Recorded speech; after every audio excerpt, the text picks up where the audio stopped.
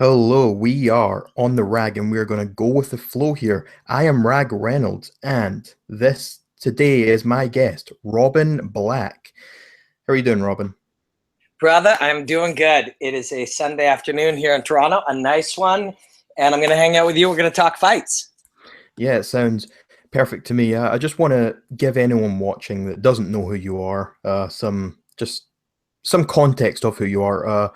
Robin, basically, he is an analyst. He breaks down fights for MMA, and he's got this whole thing on the UFC's YouTube channel, which are probably the best breakdowns, in my opinion, that I've ever seen on YouTube. He's also got some fights under his belt. What I've got a slight knowledge of you were in a band or something. Could you explain I that? was, yeah, before I started fighting, sort of in my 20s and early 30s, I did play some rock and roll music, and yeah, it was fun. I mean, I grew up a martial artist. I grew up, that was my passion. And sort of late teens, you discover booze and girls and rock music and stuff. So you kind of wander off the path for a while. But, fighting is my thing. It's been my thing my whole life. And so I love everything I do. Thanks for the kind words about the breakdowns, man. I love doing them. I'm glad you liked them, and I'm glad people like them. I've done maybe 150 of them now, built 150 of them. So, you better get better. Yeah. Anything you do a lot, you better get better at it. And I feel like it's coming along. I got a long way to go. Like, this isn't, this is not the vision of me as a black belt in making breakdowns. This is me as a purple, or as a blue belt with some stripes on it towards my purple. I got a long way. I can get a lot better at doing these breakdowns. I can Well, get a lot better at teaching people about fighting. Well, if that is really the case, I am very excited to see you grow further because in my mind right now, there is you, there is Dominic Cruz, and then everyone else is under the two of you. You two are the two best analysts, in my opinion. That's Uh, really fine, man. I think Dominic is brilliant. And that, yeah, Dominic's very good. if you're going to compare me to him, I will gladly take that. But I think you have to, no matter who you are and what you do, if you think you're awesome, you've just limited yourself for good. You know what I mean? If you think what you do is unbelievably great and you let your ego convince yourself, or you let what people might occasionally say, or you read, or one compliment convince you that you're great, you've just stopped growing. And I don't want to stop growing. I want to get 10 times better than this. I want to get 100 times better than this. I want to understand and be able to communicate fighting on a level that I can't yet imagine. That's what I want to do. And I think for anybody who wants to do that, it's about understanding that you're just starting to scratch the surface. That's what allows you to get better. Yeah, I think I agree with that to an extent. I think you need to know that you're at least good at what you're doing. But if you think you're amazing and you're the best or whatever, of course you're not going to want to grow anymore. You get your ego involved. But you need to kind of know that you are good at it to keep going. It's, for example, if you don't want to go on a singing contest or a talent show and try and sing when you know that you're absolutely terrible at singing, you need to at least still have some sort of faith in your own abilities. You raise an interesting point that I hadn't thought about, but I entirely agree with. And, I think there's a difference, though, in what we're talking about slightly. Like, when you go and enter a talent show. So this is something I've talked to about. I actually was on Joe Rogan's podcast, was one of the first times I talked about this thought. Somebody had taught me this, is that there's different levels of being really stupid. And the lowest level is in sort of unknowing incompetence. So Okay. you really don't know anything about something, and you don't even know enough to know that you don't know anything about something. You know what I mean? Yeah, yeah, that makes sense. And then you're incompetent, but you're kind of aware of it. You get to a point you go, oh man, I'm a terrible singer. What am I doing? And then you get to a point where so the first one was called unconsciously incompetent. You don't know Okay. what you're doing, and you have no awareness of that. Then you develop into conscious incompetence, and Yeah. then conscious competence, where you kind of know what you're doing and you kind of know how to learn. Maybe I'm getting to that point with breakdowns.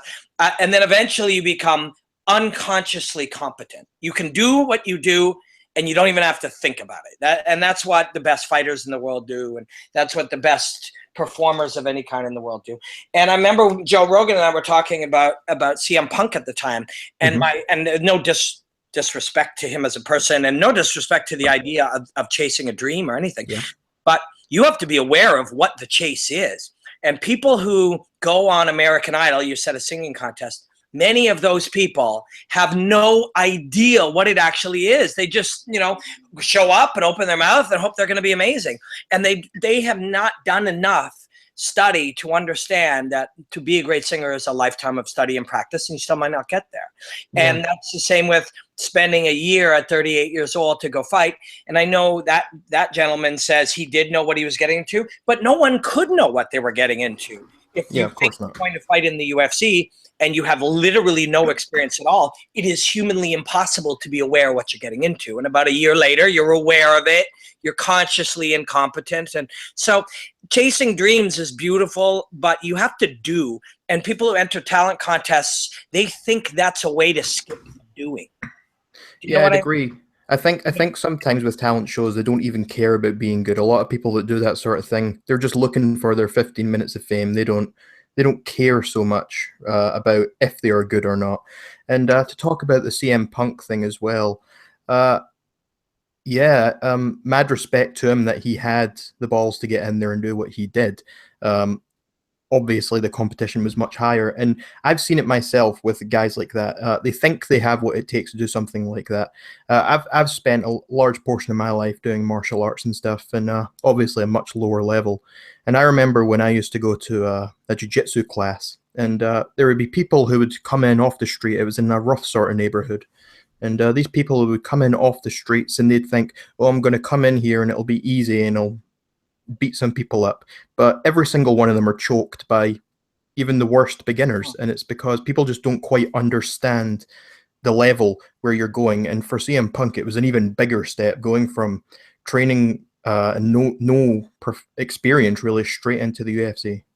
Yeah, and that's why, I mean, you can't almost, it's unfair to even sort of pick on him or point at him, because he literally couldn't have known it. He had no knowledge whatsoever. It takes a year to understand that it takes 6 years, or 7 years. It takes, 2,000 hours to understand. It'll be 10,000 hours of true deliberate practice. And most of succeeding at anything involves many small failures. So if you create a goal that is unachievable because you don't even understand what it would take, and to some degree saying, I want to fight in the UFC in a year. Now, again, not to criticize the guy, and this isn't a criticism of a person. It's a criticism of not understanding of our culture. But, yeah, it's everyone. It's not just him. Yes, exactly. But the problem is you say, I know I can do it. I believe in myself. Okay, well, this is professional sports, and every single person you will face also believes in it. They're also incredibly driven, and they trained for 8 years. And so if there's this feeling inside of you that you are somehow special, that is a very damaging thing. You shouldn't feel special. You should feel like a being that, with a lot of work and a lot of process and trial and error and learning and never giving up and striving and failing and all of those things, eventually, like everyone else who's come before you, you could be good at something. But shortcuts do not exist. And how we got on this topic was, you said, talent shows. Talent shows are a way to skip the process of going out, learning to sing, taking lessons, writing a song, starting a band, traveling, all those things that are the process. The process is the job. The process is the art. The process is the learning. That grind. And is the learning. And grinding for a year at something that takes 6 years is unreal. It's a flaw. So if you said, again, we can use this guy as an example because he seems like a good guy who will probably have learned this now. So now you go, okay, I need to be able to face another 38-year-old with my skill level who's been training for a year. I should have some advantages because I have money and high-level training, and I don't have a day job, and I have the freedom to do it. And it's still going to be hard, But you live in Europe, do you not? Yeah, I live in Scotland. Yeah, I'm sure it's similar, but in North America, where I live, we have a shortcut culture, and people spend a lot of time. I get a lot of emails and tweets and Facebook messages and stuff where people say, how can I get into, MMA reporting? What do I got to do? How can I do it? How do I monetize my website? And the answer is you grind for free for 3 or 4 years, and then 40% of the people stop because it's hard. And then you grind for another 3 years and you get your first paying gig that happens once or twice a year. And it doesn't even pay 5% of all the money you've invested in yourself, but you do it because you love it. And you never go and make all the plans in advance. Well, how do I optimize this? And how do I figure out that? And who can build me a this? And it's irrelevant. The only thing that's relevant is go out and learn your craft. Go out and learn it. That's just the culture we live in today, and I think it's people are looking for shortcuts for everything. It's not just careers.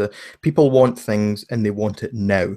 They don't want to see trailers of a movie and then see a movie 6 months later. They want the movie now, and that's what's been happening with like albums and stuff on iTunes now. It's artists are releasing their albums without even telling their fans beforehand that this album's coming up. They just release it. And it's because people want things now. They don't want to wait. People are not patient. Yeah, you're right. It's cultural. So it's not anybody's fault. It is not your fault that anybody's fault that our culture has shaped this line of thinking and this expectation, this movement. But if you don't educate yourself and study how to do something about it and just get up and do, then it will be your fault. It's not your fault that we live in a weird culture. It is your fault if you don't do something about it immediately. Depending on what you want out of life. Lots of people would love. There are people, gyms are full of people who do jujitsu twice a week and they love it. And most of those people won't be fighters and don't need to be. And martial arts make their life better, and it makes their relationships better, and it makes their job go better, and it's just a stress relief. And that is true of every hobby and every art and everything. But if someone wants to go after something, they just start doing it. I mean, you didn't go and make 27 different plans before you started a podcast. You started a podcast, and in doing so, you started the process where you will learn things and you'll go, oh shit, a lot of people I ask end up having to rebook. And when I advertise at what time we're going, this happens. And, if I ask 8 people you learn all of these lessons by doing. And the big thing I see in the world, like now, and this is, my wife has an Etsy shop and lots of my friends are artists and stuff, is they have people coming up to them saying, how do I do this? You just start. Yeah. The biggest hindrance that people do in any field or any career or any art or any hobby or anything is they think about all the things they got to do before they start instead of starting. You should, it's weird, but we've been taught that culturally now. Yeah, I think the best thing I've seen to kind of summarize that is it's a Chael Sonnen interview. I think it's from like 2010. And he gives this interview and he's talking, and his main piece of motivation and his advice to anyone he says, don't think I'll do it next week. Whatever it is you want to do, whether it's lose weight, start a diet, don't think I'll do it tomorrow, do it now. Don't think I'm going to go running next week. Think I'm going to put my shoes on now and get right out the door. The minute you start putting it off, that's the minute you've already failed, because you're not really dedicated to what you're doing if you're trying to put it off, are you? It's just start right now. We also get into habits. And if the habit becomes, I'll do it next week will never, ever, ever, ever, ever come. Next week becomes next month. Next month becomes next year. Exactly. It's, and again, like, it is not, nobody is to blame for our culture being shaped this way. We all did it. We all made this, and some technology made this. But you're not a victim. You don't need to be a victim of it. You can go out, one effort, life is habits. So you start looking for growth. You start figuring out how I can learn something, and you get in the habit of learning things. But yeah, it's an interesting conversation. It's something that, it's funny you mentioned Chael from 2010. If you go back to 2010 and you look at Chael Sonnen between 2010 and 2016 and what he has done, and yes, you can point the conversation towards a failed drug test here and whatever, but those are his failures, those are his setbacks, and each of those he learned from and made moves from and stuff. And he's a very smart man. He's a very he is. man, and he's a very, if you get to know him, he's an incredibly nice and generous man too. Yeah, And from what I've seen, he definitely seems to be that way. It's kind of obvious that he has this character he portrays to the media or whatever, and it's very entertaining. He's one of the biggest inspirations I've ever had in my life. Just knowing about him, watching his interviews, his podcasts, his fights, all that sort of stuff. He's definitely one of the biggest inspirations I've ever had. It's, you know, I can, I don't want to drop names or claim that I know everybody, but I texted him yesterday asking him for advice on something that's coming up. And he sent, within 30 minutes, he sent a 4-paragraph text. Very great advice about something I'm working on, and really encouraging. And that's who the guy is. He's got a lot of shit going on, a lot more important than some guy up in Canada that he knows a bit that's asking for advice. But he's that kind of guy. That's who he is. Yeah, he certainly seems like a good guy. And what do you think about him going to Bellator? That was a big surprise to me. Yeah, that's a weird one, and there's something else going on. And, you know, again, like we're talking about everything he's learned and stuff. He's learned how to adapt. He's learned how whatever is going on, whatever kind of road you're going down, if a block comes or a curve comes or some unexpected thing, to him, this is a very powerful thing you can observe. Nothing is a good or a bad event. It's just an event. Yeah. And so it's like, oh my God, he made bad decisions and got busted for juice. Now, even saying bad decisions, that was an era that we don't know what percentage of people were doing stuff. And I can tell, I've had this conversation with many friends and on podcasts and with fighters and stuff. If during the era of Pride, let's just say you are a fighter and you've had a couple of fights and somebody says, come over here and fight XYZ. And you know they're on steroids. At that time, they didn't even have, it was in your contract that you would not be tested. They let you know in the contract. And you're somebody who's all your life wanted to be clean and been clean and believed in that. But you're fighting Vanderlei Silva or any of these guys that were very muscular, not saying who was on juice or wasn't. They're scary guys. Yeah, the culture was part of these guys' growth as fighting creatures, fighting machines, is many to more than most were on juice. And you're going over there and they're offering you $500,000 or some amount of money that's going to change your family's life. And you got to go do that. What are you going to do? You're going to call a doctor. You're going to call up a doctor and go, Doc, I think this is what I'm facing in 12 weeks. And if you show him a videotape, the doctor will go, my God, we got to protect you from that. You know what I mean? So who knows what the culture was? But besides the fact, to get back to my point, you know, whatever curveball came in whatever way, whether it was his own choice, a mistake, something that happened, unexpected, it's just an event, and he moves from there. He doesn't go, oh my God, I made a mistake, I'm busted. Oh, I got fired from Fox. Now my wife's gonna be upset. Oh, what if I lose my and get on this negative, scary spiral? He just said, okay, well, I'm now an unemployed guy, and within I don't know how long the dude was working for ESPN. Yeah. And you know he did such a great job at like reacting and dealing with the controversy that came out of it. There's so many guys who come out and they deny it and they deny it and they just make themselves look bad and they're forever known as this horrible cheater. That didn't kind of happen to Chael. He sort of came out and he was like, yeah, hands up, I did it, and this is why I did it. And he came out almost unshamed almost, and he was just honest about it. And yeah, and look at him different because of that. And it worked. So why and how he did it, I don't know that way. Possibly because he's highly intelligent and he knows it will allow him to continue do it on his path, whatever that is. But it may just be because that's how he is. I mean, he looks at the world that way pretty much all the time. And we're sitting around and I'll see people, oh my God, that guy's a cheater. That guy, how can anybody? And they'll freak out. And they're literally not learning from him. Like the learn is whatever happens, stay calm and look at it as a new starting point in your life. We can all look at that, good, bad, or indifferent, whether you blame him or not. You can look at it and go, wherever you are in the world, whatever adversity or something good happened or something bad happened or you caused it, it's your mistake, whatever. We're just at a new point. And if you use jiu-jitsu as a comparison, you know, if you're in mount, awesome. So life's going killer. You're in the mount.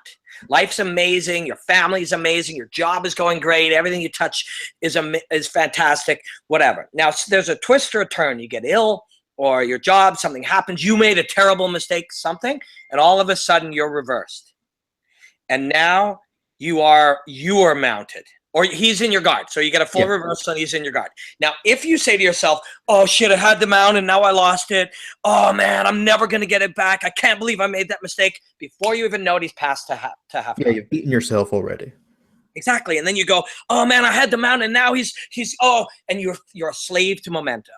Yeah. Now, the next thing you know, you're mounted and you're screwed. And we've seen that in fights. We see it all the time. You don't see it at the highest level, but at the lowest level where I would fight, you'd see it. You can feel it sometimes if you're not in your mental strength, if you're not really, you know, fully immersed and engaged in what you're doing, it can happen to you. It happens to all of us. Matt Brown, one of the mentally strongest guys, says that mental strength is a muscle, and if he doesn't work it, he's afraid it'll atrophy, and he's probably right. So, but if you get swept from that mount and now, or reversed, and now the guy's in your guard, and you go, hey, it's guard. All right, I've been in guard a million times. You have no emotional attachment to the old position. Yeah. You say, okay, well, I'll work from guard. I know how to do that. And you work back towards mount. Something else happens. Maybe you lose another position. You never freak out and you just keep moving. That's the lesson. Good, bad, judge Chael if you want. That's a waste of your energy. Stop looking at the negatives. Look at the positives of the situation. Even if it's a situation that's overwhelmingly negative, still find that one little thing that's positive. If they've got you inside control, at least they're not in mount. Or have no emotion towards it whatsoever. It's great, positive, but if you have none, it's just a position. It's just a position that you know how to work. It doesn't lead to something worse or lead you to something better. It's a position. Welcome it, accept it, and work from it. These are lessons that you learn in life. I didn't know them when I fought. I think if I was able to fight, if I was a younger man, maybe I would do better. Maybe I wouldn't, you know. But these are lessons you can apply in other areas of your life. And you can. One of the reasons fighting is so cool, and one of the reasons, you know, you can learn things from fighters or anything you study or anything you watch, is you apply these things to your life. You know, you can view the world the way that Demetrius Johnson fights. If you look deeply enough, fighting's really a way that it tests you in a way, and you experience things that almost teach you more about yourself, things that you didn't know about yourself. Do you really know who you are until you've been in a fight? I can't remember. That's a quote from someone. I'm not sure who, but yeah. And what I learned too, and I think this is a lesson or a truth that maybe a lot of people experience, is you're different people on different nights. Yeah, you definitely are. Some like I've always been really confused where I've been to jiu-jitsu and I'd be going, say, I go a whole year without missing a single session, and I'm just doing okay to average. And then say I take a month break and I go back after a month, and for some reason I'm doing better than I was when I was on that whole year straight. And it just doesn't make sense sometimes. And sometimes your mood, there's no real way to pin down what's actually going to happen. And I think it's the same. You look at, for example, in the UFC and you see big fights, and if that same fight happens on a different night, it could be an entirely different thing. History could be completely rewritten. It's true. I think that's what Matt Brown was getting at when we interviewed him. It's like, if he just says, I'm Matt Brown, the immortal, I'm the toughest SOB in the world, and doesn't do the things that make him mentally that way, doesn't work that way, doesn't view the world that way, doesn't meditate. I was surprised he meditates every single day, every day, which isn't something you think about with Matt Brown. Yeah. I use him as an example because we all imagine Matt Brown being the mentally toughest guy we can picture, but he wasn't born that way. Sorry, my dogs freak out when they hear sounds. He wasn't born that way, and he isn't automatically that way. That isn't just an attribute that Matt Brown possesses. Yeah. That is a reaction to the training and the preparation, physical and mental and emotional and spiritual and whatever. That is a reflection of his efforts and work. And so, you know, I have, in my very first fight, I was flash knocked out, and I essentially awoke from a sleep, hearing the audience screaming, not knowing why, feeling something on my foot, on my knee, and getting hit in the head. And very quickly you realize I got dropped. The Yeah. knee, my knee hit the mat. The audience is cheering because the guy dropped me, and now I boom, boom, boom. And that day, after the proper preparation, the right physical state, the right mental state, everything, I stood up and I fought for another 7 minutes, and I'm proud of that. You know, and on another night, not mentally proper, not physically prepared, not challenges, physical and mental, that you had done through the time, training different, you know, thinking differently, allowing negative thoughts when you're preparing. Yeah. I got hit with something. I lost vision. I couldn't see. It was all white. And that is an experience that you grab any Rich Franklin or any top performer, that they have that every couple of fights. There's moments where they lose their vision. Well, I lost mine and I turtled up, and I don't know if I had blood in my eye. Apparently afterwards I had some damage to my pupil. I had a blown pupil, but you don't have to panic. You know, I'll tell you, Uriah Faber wouldn't panic, but I did. And then I covered up, and people booed me, and they took me out on a stretcher, and they threw things at me. And I've never felt pain like I felt from the embarrassment and the. Yeah, people are quite nasty. They want to see you do bad for some reason. People. But Yeah. it's not even the people. It's that, you know, so you Yeah. know you failed. You know that you truly, truly failed. It's a painful thing. But if you, again, eventually you're going to get through that pain, and you're going to study it, and you're going to learn something from it. Rich Clemente was a great fighter. If you go back and you watch any of his fights, he's a very special character. And I was commentating a show in Central Canada, and he was there cornering somebody, and we got to chatting. We hung out, Ramdeen, my partner, and I hung out with him pretty much all weekend, and we were chatting about fighting and about losing. And he said, you know, if you know you gave it everything that you had, if you know that you pushed through everything, there's nothing to be ashamed of ever. And I said, you know, one night I felt like I didn't. I felt like I folded, and I didn't give it everything I had. And he looked me in the eyes and he said, you know, then you should be ashamed. You should be. Yeah. And you talk about learning what you can learn from fighting and finding out who you are. That if you find out that's who you were that day, you're going to do, well, you can do many things. But what I wanted to do was make sure that I was never that guy again. And, you know, it's a very painful, painful lesson. And this is why fighting is one of those things that, yes, you'll find out who you are, and it'll be something different all the time, depending on who you were that day and week and months, which will be a reflection of how you thought and trained and studied and prepared and so forth. But when you find out one day that you're a folder and you're a failure at the first time of losing vision, that's a very, very, it's going to be a turning point in your life. It was for me, that's for sure. And even talking about it, it makes me feel really uncomfortable to know that you're capable of that level of complete failure. And that's a tough thing. You carry it with you forever. Fighting isn't just about, you know, you might get your eye bruised or you might get a tooth knocked out. You might carry with you a true emotional scar. Yeah, and it's something so different from say basketball or football or whatever. If you miss that hoop playing basketball, your teammates might be angry at you for a little while, but that's it. But if you get knocked out cold in the middle of an octagon in front of millions of people on live television, or even on a local show in a small crowd or whatever, that's a completely different ballgame. Yeah, I mean, hey, you don't have to look very far in the internet to see somebody get knocked out cold and, you know, shit their pants. Like it can go, you know, or not, or shake, and oh man, it can be very, very bad. Or, you know, try something that they shouldn't have tried and go flying in a really weird or embarrassed. I mean, there's a lot. You're risking a lot. Yeah, even back to Chael Sonnen again in his second fight with Anderson, and he tried that spinning back fist and he fell. I'm sure he regrets that all the time. I'm sure he does, but I'll bet you if we talk to him, he's probably processed it. Yeah, I So think he's you and I just had a conversation about a terrible moment that I had on the lowest level, irrelevant to everybody but me. He did that in front of everybody, but I'll bet you he has dealt with it very well. I bet you he, you know, in I don't know about goaltending in football or soccer that you guys play, but in hockey, they say after, and not that I know much about hockey, but everybody in Canada knows something about it.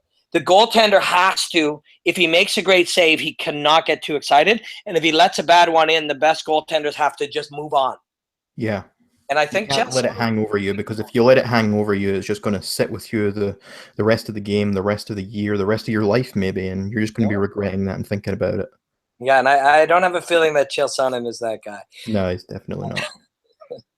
But I just want to go back to, we briefly mentioned about CM Punk, and I was just thinking, do you think don't I don't know why did they give him Mickey Gall? I think, why couldn't they give him the guy Mickey Gall beat? Like, don't you think that Mike Jackson kid that Mickey Gall beat, would that not have been a better level opponent for CM Punk?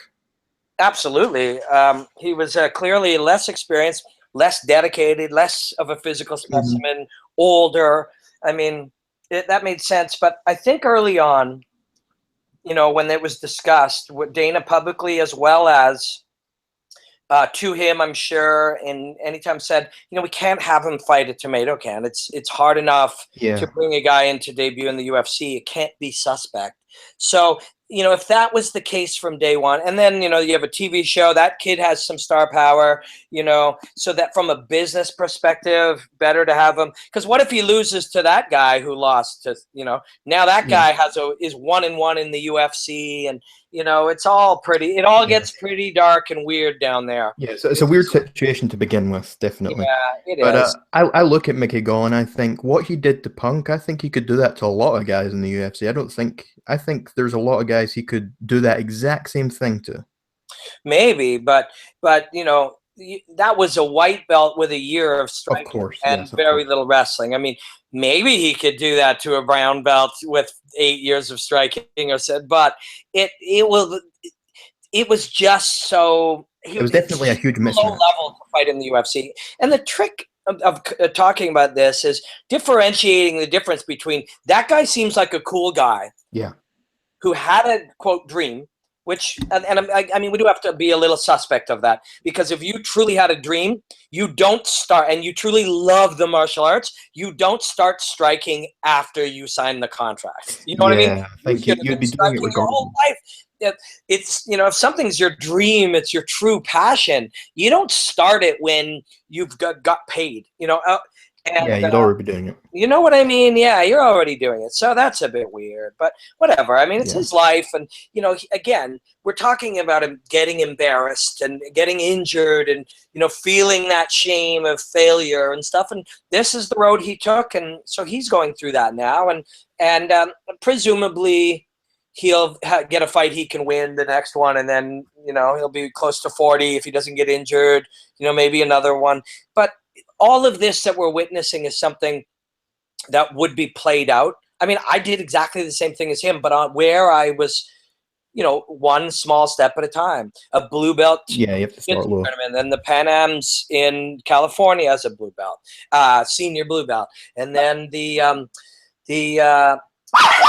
Naga Worlds in New York as a blue belt senior, and then I had a smoker with Mark Hominick and Sam Stout's gym against another guy. And you know what I mean? That's how you fight. That's it, because fighting is about learning and failing and getting back in. And to have to do that at a level where now you've failed because you didn't take those steps, you know, it must be a hard place for that guy.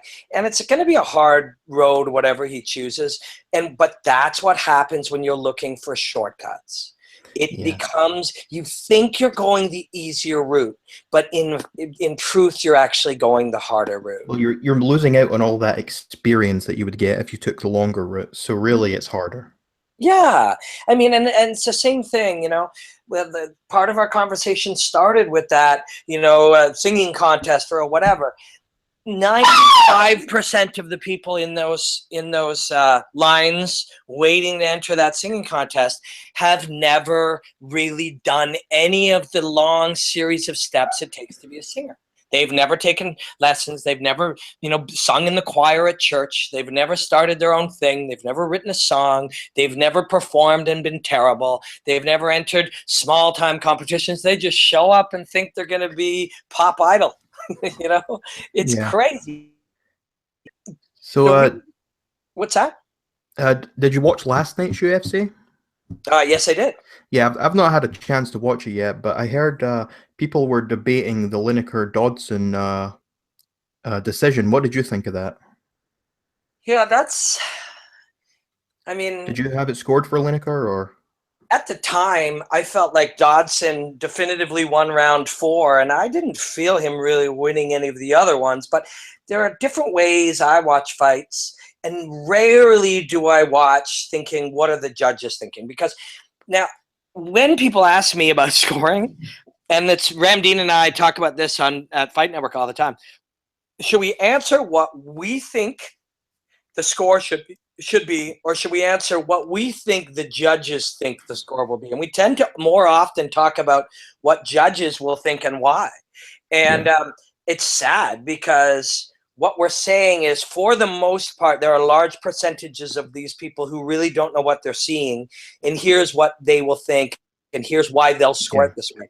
So often, when a guy is pushing forward, an uneducated observer, especially a striking observer, will just look and go, they see aggression as winning. And even though they've not landed a single shot. Yeah, I mean, he landed some, but he didn't land any more than Dodson landed. Dodson made him miss a ton. Dodson ran him into some great punches. Dodson had the biggest moments. Dodson kicked him in the head 3 times and gave him straight lefts all the time. He was whiffing, but, again, Lineker, if you're going to credit him with anything, the biggest things to credit him with is no amount of quit whatsoever. Like, no amount of, oh, well, I've lost it, or no amount of, oh, I can't get to him, what do I do? Or no amount of, I guess it's not my night. Just go, push, drive. And that's very admirable. But, yeah, at the time, I'm going to watch it again tonight. I'll probably watch it in the morning before we do 5 rounds as well, again, from that perspective. But to me, an uneducated judge, I see why they gave it to him. Somebody who really knows what's going on in a fight, I think most of them would have given it to Lineker or to Dodson. I did see Dodson say he was Condit and Lineker was Lawler, and the judges got it wrong. And I agree with that. And I had Condit winning 4 rounds to 1 with Lawler too. And I thought that was a ridiculous decision. And that one created interesting debate and conversation. I talked to Dan Hardy, who I admire and like very much, and he's very, very talented and cool. And he saw it. Oh, no, Lawler won 3 of those rounds. And I think, actually, no, I remember I had Condit winning 3. And the one up for debate, and Dan represented that conversation, was, Lawler did more damage. And I'm surprised that Dan took that view, but I understand it, because that's part of Dan's mentality as a fighter. Yeah. But I think the problem with that conversation is none of us, and that includes the highest level of observer, or even a fighter like Dan who fought for a world title. I mean, the highest level. My feeling is none of us are qualified to say what does more damage. And when a fighter, you have that conversation with a fighter, and you have this conversation like this. Whether you're talking to anybody, you talk to Tyron Woodley, you talk to, Mike Bisping, any of these guys who are watching fighting constantly and have fought at the highest level. And I'd say, Mike, what's the word? And pick a fight, any fight. Mike, you fought, you fought Anderson Silva. What was the most painful part of the fight? And he'll go, oh, man, when he kicked me in that arm. And you look for it in the fight, it looks like nothing. Yeah, yeah, yeah. It's like nothing. And you have to remember, some guys cut so easily as well, so you can't even judge the damage based on how their face looks. Some guys just bruise easier than others. Some guys Yeah, cut easier than others. It doesn't mean you're hurt more. It doesn't mean you're damaged more. It just means that's you're it. showing more. And if you see a guy wind up harder, it doesn't mean he did more damage. And when you see a guy's head fly back and sweat fly, it could mean he did way less damage because he has the ability to roll with it. Well, I'm Yeah. not saying that somebody is right or wrong, saying that Lawler did more damage or Conda did more damage. What I'm saying is we have no ability to tell. And a fighter, when you have this conversation with Dan or Cormier or any of these guys, and you go, "What's the worst?" "Oh man, when he checked that kick," well, that means that's the most damage. Or man, Yeah. when he that one little shot that he hit that just went off my temple, that just about finished me. How about this big right hand that we see right here with your head? Nah, that one didn't bother me at all. So from the perspective of the viewer, and I've had this conversation with people who don't analyze fighting or don't, they're reporters or whatever, and they'll be like, everybody knows, you can just tell what's more damage. And my point is that is entirely untrue. Yeah, I completely The agree with things that. you think are the most damaging, you'll have Dominic Cruz come back and say, actually, that didn't hurt at all. But when he kicked me in the forearm, it went numb and I thought my arm was broken. Is that or is that not more damage? And someone will go, well, the face shot hurt worse. And he's like, when he kicked me in the leg, my entire leg went numb and it shot up my back. That's more damage, but it doesn't look like anything. So visually, we do not have the ability to discern what is more damaging. And the biggest issue is that we think that we do. Yes, it's, And it's a very easy trap to fall into, and I do it all the time. You can't help but do it. You look and you think, oh, he's hurt there, but he's not really, or it's just nothing. Whereas you see another shot and you think, oh, how it's over already, and you just don't see these things, and unless you're actually in there experiencing it, you don't know what's really damaging you.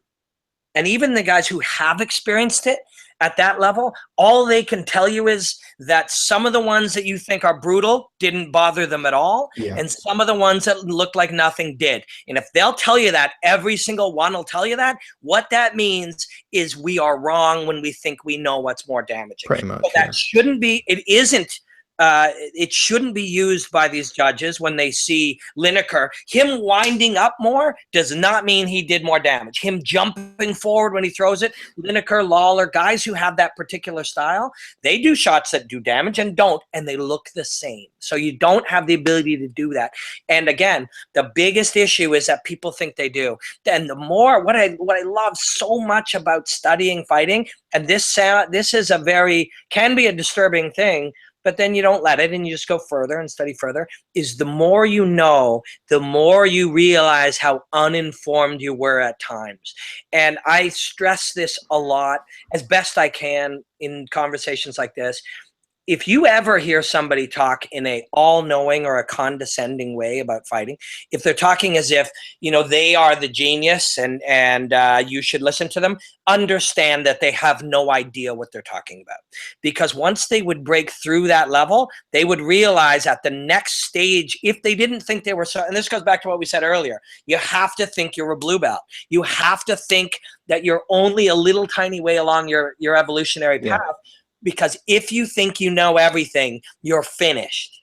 You need to underestimate yourself rather than overestimate yourself. Well, it's not even that. It's if you think there's a limit, and that limit is either what you now know or pretty soon, you've set a limit that doesn't exist. Yeah, of course. 50 years in the future, people will know so much more than I could ever know or anybody could ever know. What that means is there's infinitely more knowledge. I mean, shit, like people thought the earth was flat. And I know that's a very simple example. Actually, people still do. But I know that's a very simple example. But in what insanity would we think that if we look back since human inception, that we always didn't know enough and there was always more to know, but somehow that stopped in 2009, in 1997 or 2009. Do you know what I mean? Oh, this is it. We know it. That if you're ever going to have enormous breakthroughs that last forever, you have to understand that you're very, very, very slow along the evolutionary path. Yeah, well, you could take like a camera made 5 years ago and you could say, this is the best camera ever. We don't need another camera. Whereas 5 years into the future, we now have cameras that are amazing compared to what that best camera ever was 5 years ago. And the technology just progresses so much, and it's the same with knowledge, it's the same with everything, and it progresses with time. And if you think you've got the best thing, you're not going to keep looking for something better, are you? That's exactly right. And the guys who just made that camera and said, well, cameras are done forever. I made the best camera, end thread. Then they're done. 5 years later, their camera looks stupid. You can't be that guy, and you can't be that at anything. And it's very weird that, because we're in a certain generation of the study of, baseball or any other sport, go back 10 years, go back 50 years, now people are like, well, when did baseball, this is a classic quote from somebody in baseball, when did baseball get so complicated? And their answer is, it's always been complicated. We just didn't know enough to understand it. Yeah. And that's true. Well, 20 years from now, it's our understanding. If you just said, oh, there was a right hook and now that's a level change and he's managing distance, and you just limited yourself. And I hear people talk about fighting now as if all of these things are absolutes. Oh, well, we know it. That is, you're limiting. You've limited yourself. And we shouldn't view anything in life that way. Okay, well, we're just going to need to start wrapping up here. I know I know we're running out of time here. So I've got one more thing I just wanted to ask you, and it was, if you could book any one fight right now from using fighters from any organization, what fight would you like to see right now? That's a really good question. It's hard because as soon as you ask that question, I start thinking about a few things, and then I start thinking about a lot of things, and I get option paralysis, Like, how long can you spend on Netflix trying to find just the right movie, So I'm sort of experiencing that right now. I would like, and this is not your answer, but I'd really like to see Michael Chandler fight some of the best lightweights in the world. I really would, and I hope that he ends up over in the UFC, or other lightweights end up over there, because I think Michael Chandler is a very interesting specimen as sort of a racehorse. And from his coaches and stuff, they talk about how on the day, what a high level performer he is on the day. And I think that's where the biggest gains are being made. That's the guys who are capable of performing at or even beyond their best. And beyond sounds like a stretch, but beyond what you seemed capable of is possible, because in a fight you're free. You can be free. And if you're free to do things you didn't even know was possible. And that's achieved by being in the proper physiological and mental state. And we've seen guys doing that, and as much as you get, as soon as you mention Conor McGregor's name, you can get all kinds of debate and discussion and hate. And that's another conversation. That's something, people need to work on, good or bad. It's just, the anger and the hate of any, fighter or television star or Bieber or whatever. It's a very weird thing in our culture.